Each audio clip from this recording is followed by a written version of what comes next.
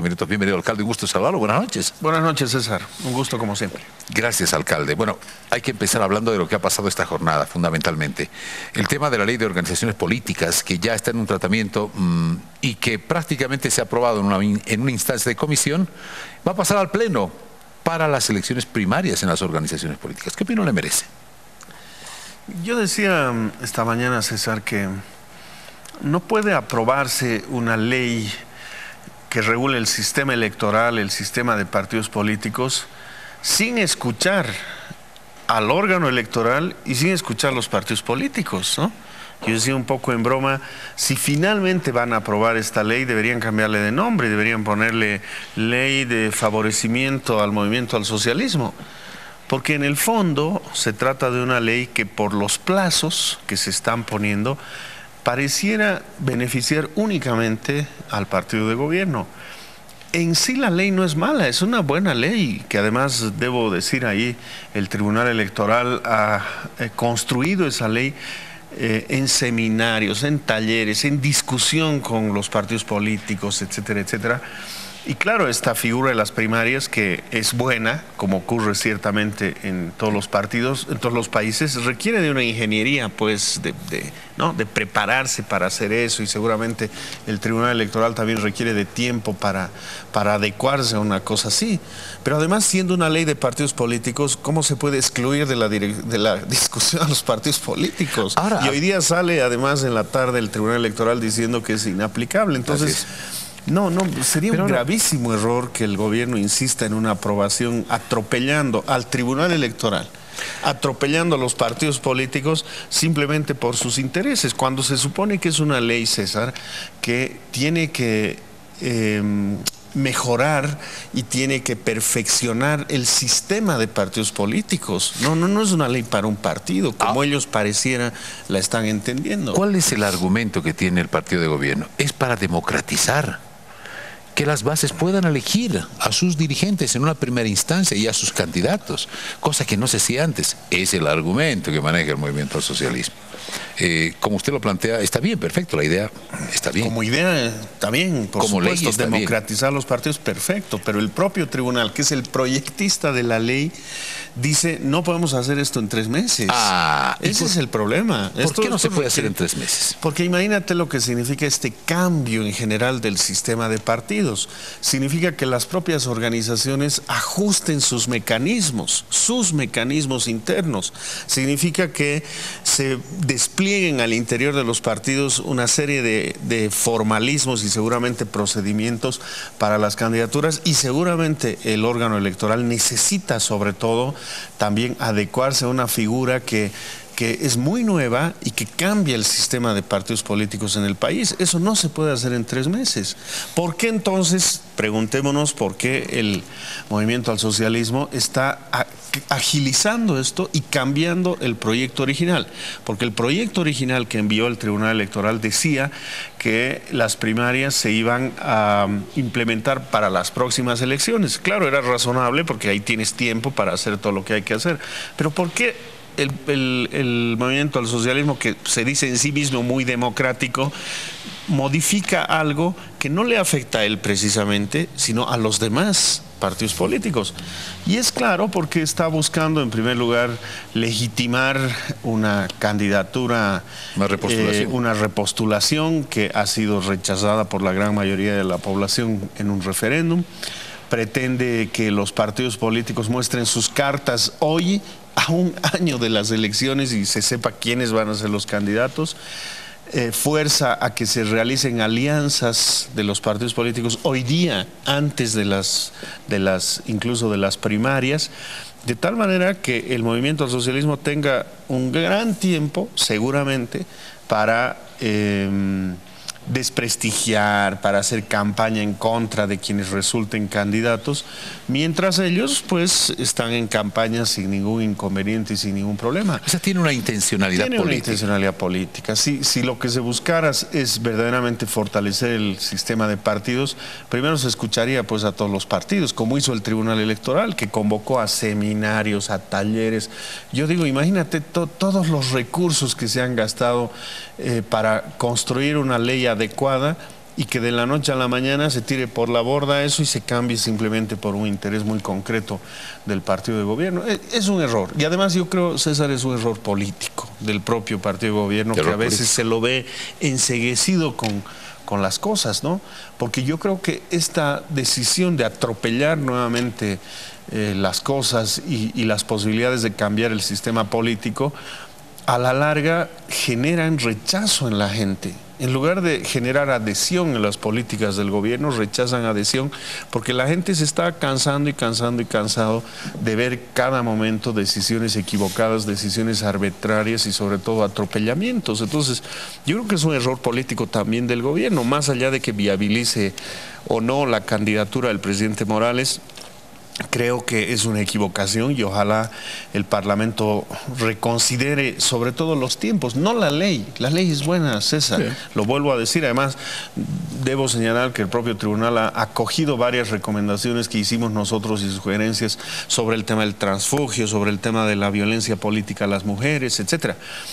El problema está en los plazos, este apresuramiento de querer entrar a una campaña electoral de inmediato que además va a paralizar la gestión pública. Un año vamos a estar en campaña, o sea, todos ocupados de campaña en lugar de responder a las necesidades de la gente como se tiene que hacer.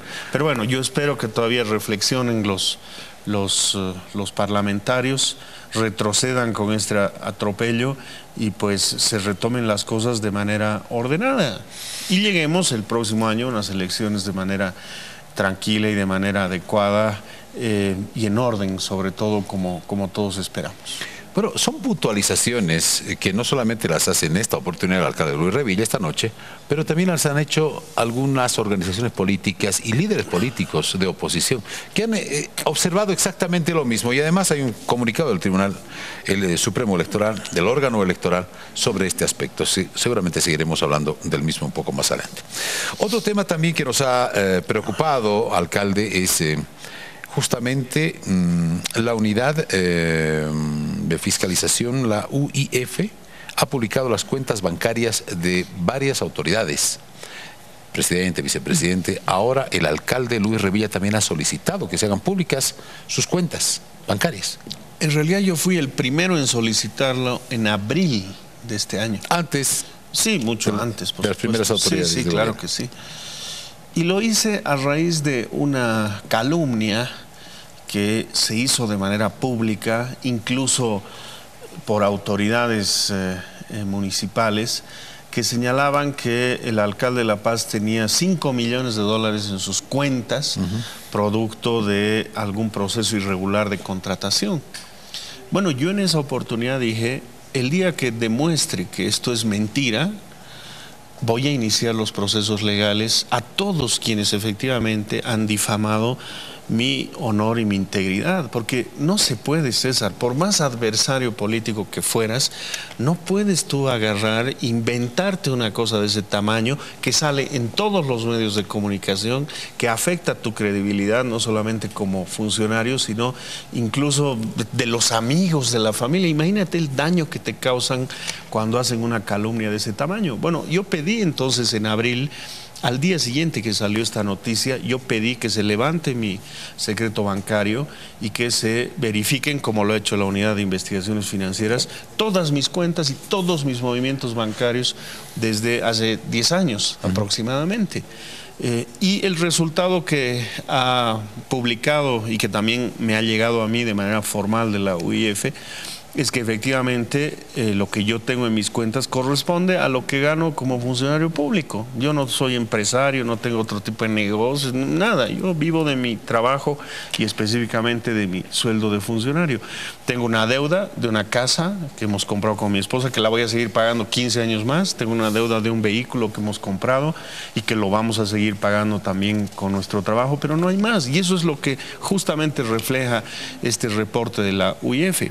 Y por lo tanto refleja también que no han habido ningún tipo de depósitos irregulares que no sean los que corresponden efectivamente a mis salarios y alguna otra transacción de mis bienes, de vender un auto, de comprar otro, etcétera, etcétera, cosas muy normales.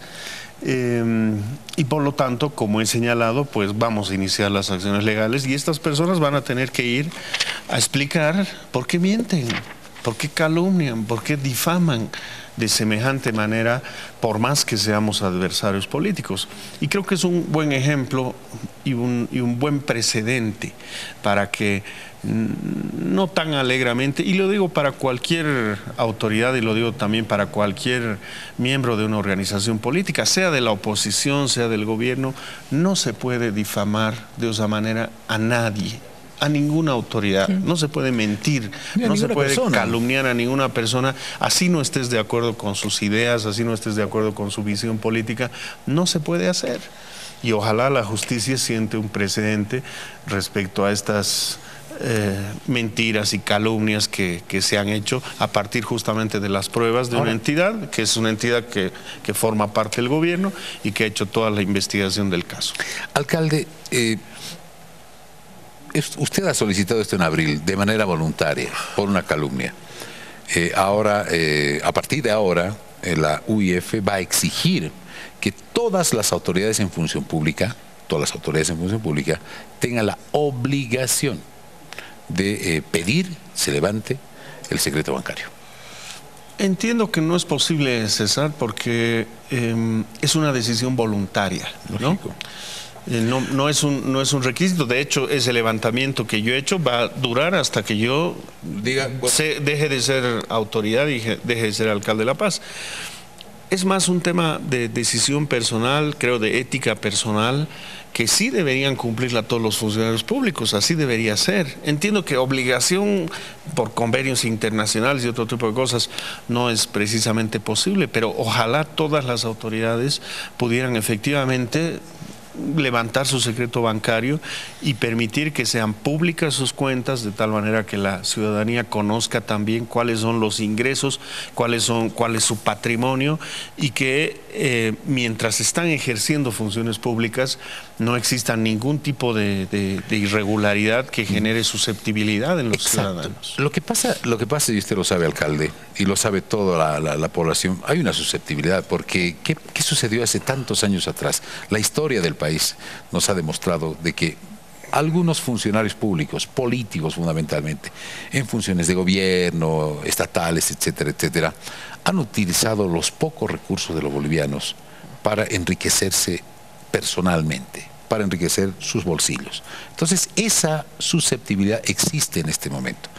¿Qué es lo que le hace cambiar a las autoridades ahora? Que deba saber la población. Me refiero, es fácil poder decirle, bueno, señor alcalde, yo quiero que quiero que me adjudicado el contrato de una obra grande y por ende el tradicional diezmo, esto es para usted. ¿Todavía existe eso, alcalde? Seguramente que sí, en muchas instancias públicas, seguramente que en muchos municipios se ha denunciado varias veces que existen este tipo de irregularidades. En el caso de la Alcaldía de La Paz, no, y eso se lo puede decir, César, cualquier empresario, el que participa de los procesos de licitación, de las contrataciones, y me lo han dicho además los propios empresarios en las reuniones que hemos tenido o en las visitas que yo he realizado a sus directorios. No, en la alcaldía no hay eso. Que un funcionario quiera pasarse de vivo con alguna cosa, sí, lo vamos a encontrar y lo vamos a llevar hasta donde corresponde, pero como una política institucionalizada, eso no existe en la alcaldía. Sí, ahora, hubo. Claro que hubo, imagínate la historia difícil que hemos tenido que vivir en La Paz el siglo pasado, claro. Ya el siglo pasado, sí, sí, ¿no? Sí. De tremendas irregularidades y de cómo tantos se corta procesos. Eso? Yo creo, César, que con el ejemplo, ¿no? Yo siempre les digo a mis funcionarios que, y sobre todo a los que están en mi relación inmediata, que ellos tienen que dar el ejemplo como personas, pero también como funcionarios públicos. Imagínate lo que significa que una autoridad de rango jerárquico esté cometiendo irregularidades. Lo que va a pasar es que sus inmediatos subalternos van a hacer lo mismo. Y los subalternos de los subalternos hacen exactamente lo mismo. Todos tienen aquí carta blanca para hacer lo que quieran, porque claro, los jefes lo hacen. Pero si uno da el ejemplo, no solamente levantando tu secreto bancario, sino también, por supuesto, en tus actitudes cotidianas, de que no permites, no toleras que ocurran estas cosas, también tus propios funcionarios, que los habrás escogido, los habrás nombrado también pensando en su calidad personal, actuarán de igual manera hacia el último funcionario de una gestión pública. Eso hay que acompañarlo ¿con qué? Con normas, eso hay que acompañarlo con procedimientos muy claros, muy transparentes respecto a los procesos de contratación que pudieran realizarse, de licitaciones, etcétera, y gente capaz y formada que conozca, por supuesto, de su trabajo y de las cosas que tiene que hacer.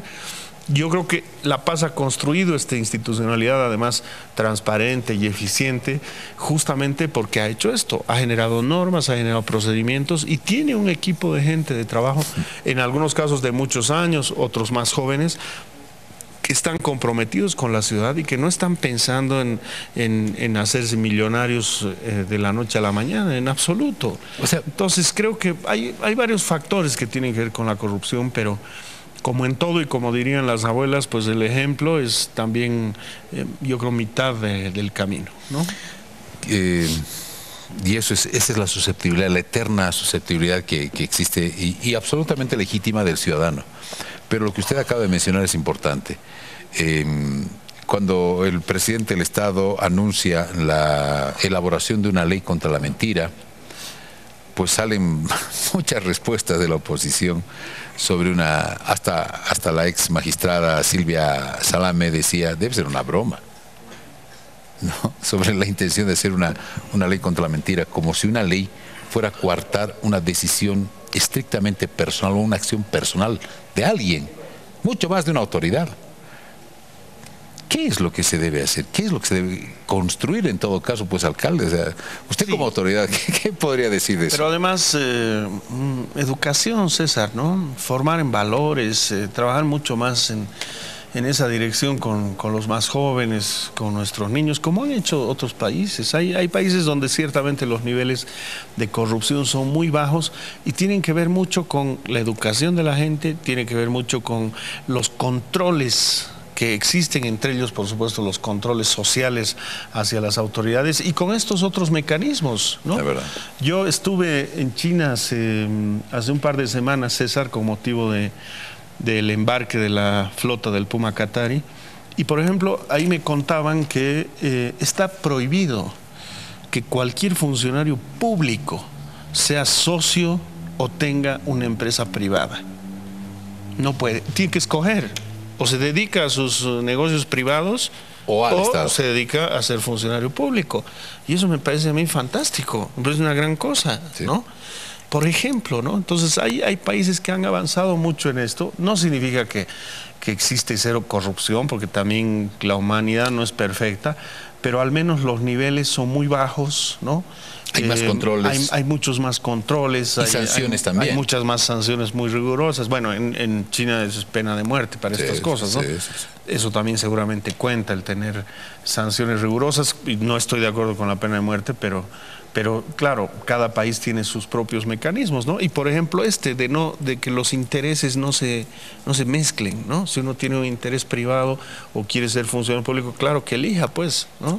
Que quiere hacer esto, quiere hacer el otro, etcétera. Entonces, creo que en eso es en lo que hay que trabajar mucho hacia adelante, en dar ejemplo y en generar mecanismos de credibilidad y ciertos que muestren efectivamente el buen manejo de los recursos de los ciudadanos. Creo que esto es importante. Tengo un par de minutos para hablar del Día Nacional del Peatón. Sí, que se ha consolidado ya prácticamente en el país. Sí, esta mañana anunciábamos con mucha alegría, César, que el próximo domingo 2 de septiembre se va a llevar adelante esta jornada tan linda en todo el país y por supuesto también en La Paz. Es un día para disfrutar de la ciudad de una manera distinta, sin vehículos, ¿no? Sin riesgos, los niños en las calles jugando a la pelota, con los patines, con las bicicletas, los adultos mayores lo propio. Y hemos decidido además en esta oportunidad ampliar las actividades a otros lugares de la ciudad, fuera de las comunes, ¿no? Que hacemos las maratones, hacemos concursos de triciclos, actividades para los adultos mayores, pero hemos decidido ampliar y trabajar mucho proyecto con jóvenes de las universidades, por ejemplo, y los colegios, para hacer flash moves, que son estas apariciones repentinas de gente que se pone a bailar en determinado lugar, y que el año pasado hicimos en un par de lugares y le encantó a la gente, y ahora vamos a hacer participó mucho. más. Sí.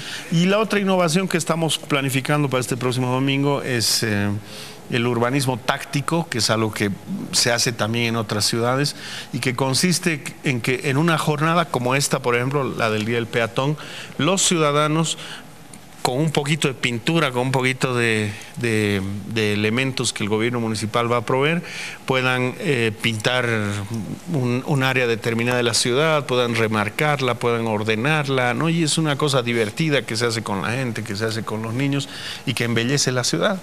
Así que vamos a tener lindas actividades para el Día del Peatón, el próximo 2 de septiembre, así que pues esperamos que, como lo hacen cada año, los paceños participen y disfruten de este día masivamente, porque es un día, no está permitida la circulación de vehículos de 9 a 5 de la tarde, no está permitido el consumo y venta de bebidas alcohólicas por razones obvias, hay mucha gente en las calles y no podemos admitir que alguien se haya excedido de copas y esté causando cualquier tipo de accidente. Y bueno, todos a disfrutar de este día maravilloso del peatón. Alcalde, última consulta, parqueos temporales, zona sur, Obrajes y Calacoto desde el 17 de septiembre.